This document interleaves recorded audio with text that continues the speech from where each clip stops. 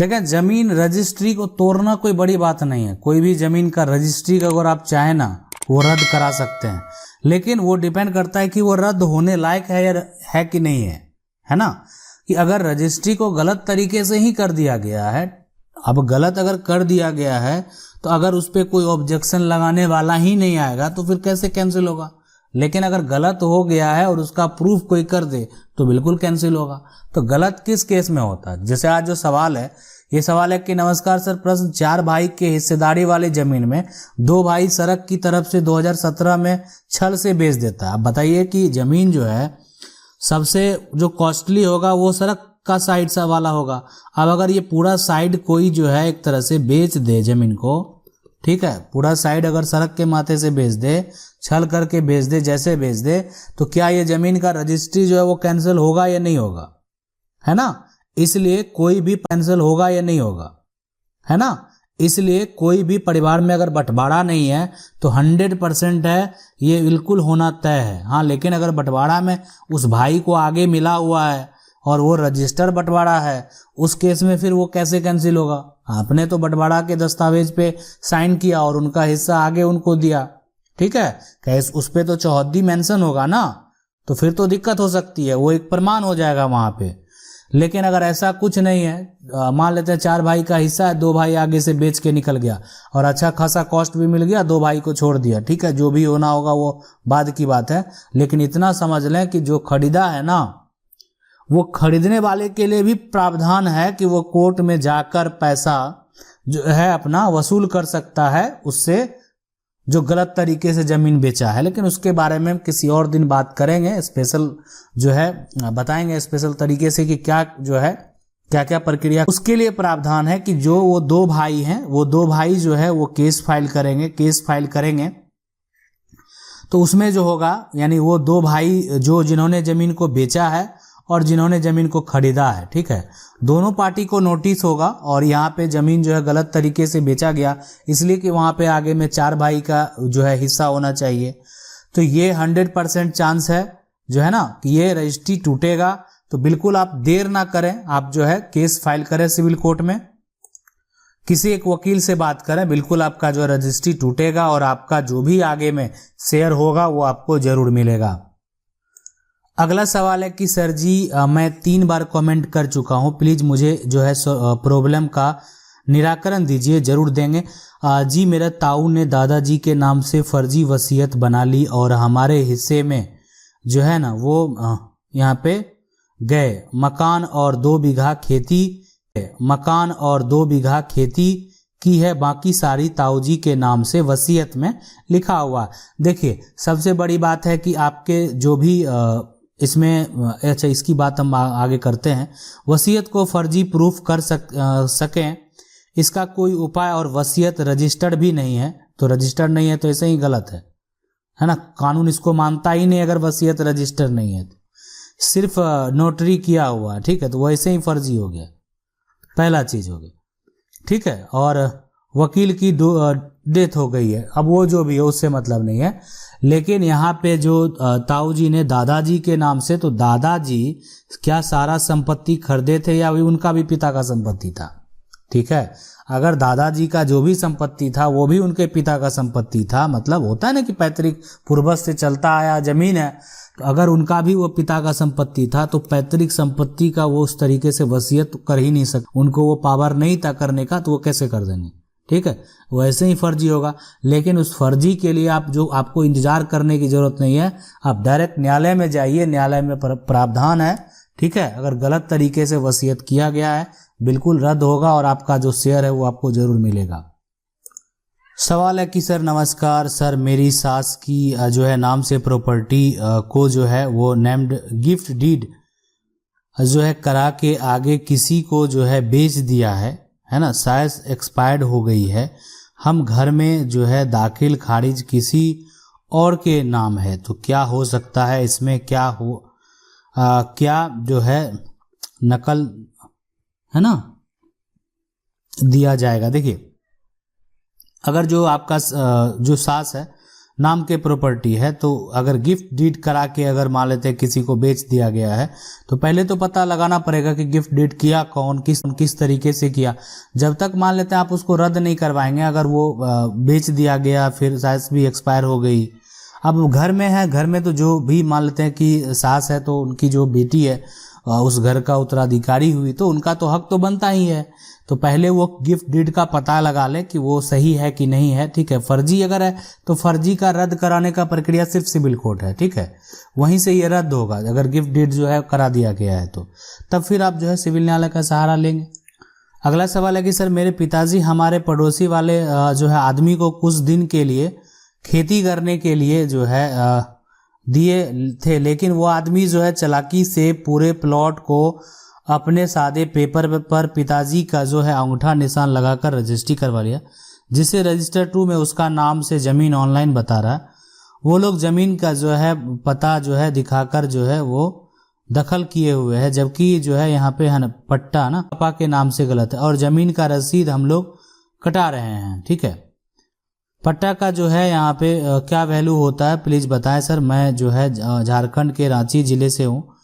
पापा और बड़े, देखिए वर्तमान में अगर आप रसीद कटा रहे हैं ना, सबसे पहले तो अगर वो जो भी पट्टा है क्या उस रिकॉर्ड में अगर है तो वैल्यू होता है, अगर रिकॉर्ड में नहीं है तो कोई वैल्यू नहीं होता है, ठीक है। रही बात अगर मांग लेते हैं अंगूठे निशान लगा के भी कोई दस्तावेज बनाता है, तो अगर वो रजिस्टर्ड है तभी वैल्यू होता है। तो फिलहाल जो है अगर आप रसीद उसका कटा रहे हैं तो ये तो सबसे बड़ी जो है प्लस पॉइंट है आपके लिए। और आपका जो भी पट्टा बना है वो एक बार जो है उसको वेरीफाई कर लें, पता लगवा लें कि क्या जो है उसका रिकॉर्ड आपको अंचल में जो है मिलेगा। अगर नहीं है वहाँ पे तो समझ लें कि वो एक तरह से फर्जी है और उसका कोई भी मान्य नहीं है।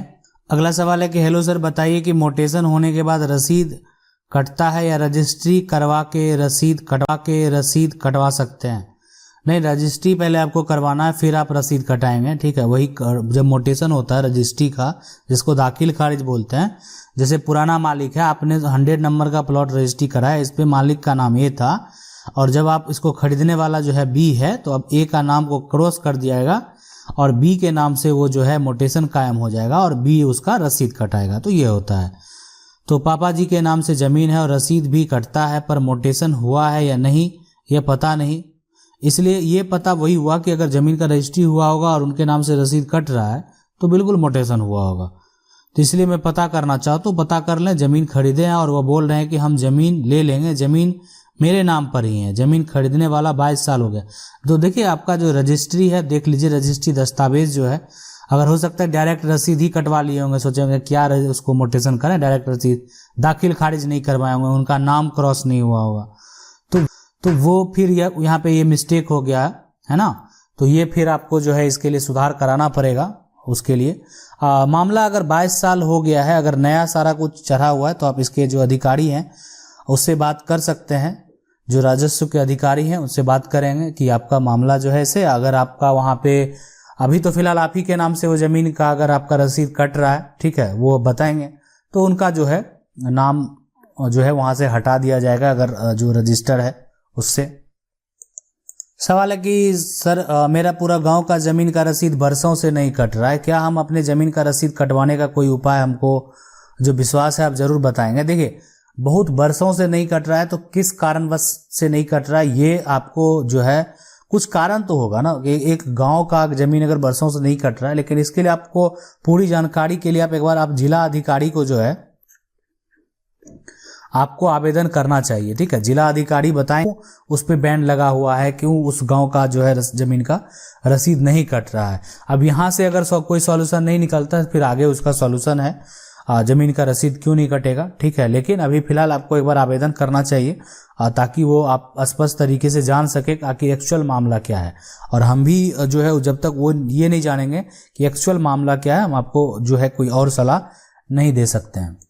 सवाल है कि हमने एक प्लॉट खरीदा और 2019 में रजिस्ट्री हो गया मगर दाखिल खारिज नहीं हुआ है, क्या हमें दाखिल खारिज करा लेना चाहिए प्लीज? हाँ बिल्कुल 100%। अगर आपने जो है 19 में खरीदा तो ज़्यादा दिन नहीं हुआ है, आप जो आपका ज़मीन है वो उसको आप ऑनलाइन जो है एक तरह से दाखिल खारिज के लिए अप्लाई करेंगे। अगर आपसे संभव नहीं है तो बहुत लोग जो है मार्केट में जाएंगे जो इंटरनेट से संबंधित वर्क करते हैं, वो आपको ऑनलाइन उसको कर देंगे ऑनलाइन। आप जो हो जाने के बाद वो आपका जो है टाइम पीरियड जब आएगा तो उसको वेरीफाई कर लिया जाता है कि ज़मीन बेचने वाला जो है वो सही है, जो है वो सही है कि नहीं है, उसका वो बेचने का राइट था कि नहीं था। अधिकारी के द्वारा जब वेरीफाई कर लिया जाता है तो फिर आपके नाम से वो उसका नाम को क्रॉस करके आपका नाम वहाँ पे दर्ज कर दिया जाता है और आपके नाम से दाखिल खारिज हो जाता है। आप जो है उस लैंड का टैक्स पे कर सकते हैं। अगला सवाल है कि सर हमारा रजिस्ट्री में जो है चौहद्दी एक साइड गलत हो गया है, बाकी सब सही है, हमारा मोटेशन हो जाएगा, ये रिजेक्ट हो जाएगा, इसमें कोई मोटेशन पर जो ऑब्जेक्शन भी लगा सकता है। देखिए फिलहाल अगर जो है रिप्लाई बिहार अगर मोटेशन के लिए कोई ऑब्जेक्शन लगा दिया तो ठीक है, वो मान लेते हैं रिजेक्ट हो सकता है। लेकिन अगर कोई ऑब्जेक्शन नहीं लगाए तो फिलहाल जो है वो आपका वहाँ पे वो दाखिल खारिज हो जाएगा। ठीक है, इसलिए कि देखा जाएगा खाता खेतरा वो सब सारा कुछ जो है, इसलिए कि चौहद्दी का रिकॉर्ड हो सकता है कि वहाँ नहीं ही मिले, इसलिए कि चौहद्दी हमेशा जो है बदलते भी रहता है लोगों का।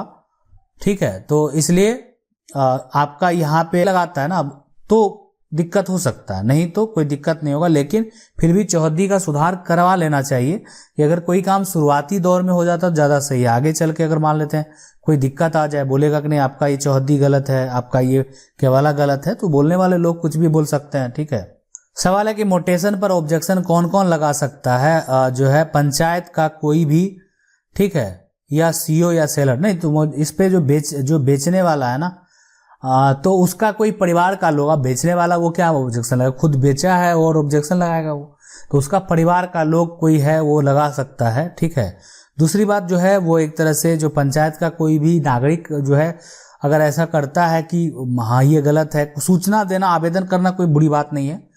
लेकिन सीओ के द्वारा भी अगर देखा जाएगा गलत तो वो भी वहां पर जो है ऑब्जेक्शन लगाया जा सकता है। ठीक है, सवाल है कि सर मेरे बाबा के पिताजी ने जमीन खरीदी थी, मेरे बाबा ने मौखिक बंटवारा के आधार पर 40 साल पहले रोड साइड घर बनवा लिया, हाउस टैक्स भी मेरे बाबा भरते हैं, है ना, स्वामित्व भी आगे जो है का मेरे बाबा के नाम से बना है और उनके भाई को जो है पीछे का हिस्सा मिला है। अब वो रोड साइड में हिस्सा मांगने का केस कर रहे हैं। देखिए मामला जो है 40 साल पहले का है। ठीक है, और 40 साल से अगर आपका उस पर दखल है, आप उस पर घर बना के रह रहे हैं, ठीक है, तो वो यहाँ पे इस केस में अगर आप उस पर रह रहे हैं, उनका राइट है पूरा वो कोर्ट जाने के लिए स्वतंत्र है। लेकिन आपके पास है कि आप एक लंबे समय से उस पर रह रहे हैं, आपके जो एक तरह से दादा के समय से आप उस पर जो है दखल में है, और आपका जब भी कोर्ट में मामला जाएगा तो आपको भी अपने पक्ष का गवाह जो है वो रखना पड़ सकता है, ताकि ऐसा नहीं कि आप केस हार जाए। आशा करते हैं वीडियो अच्छा लगा होगा। वीडियो अच्छा लगा वीडियो को लाइक जरूर कर दें। चैनल को पहली बार देख रहे हैं सब्सक्राइब करके जो बेल आइकन है उसको जरूर दबा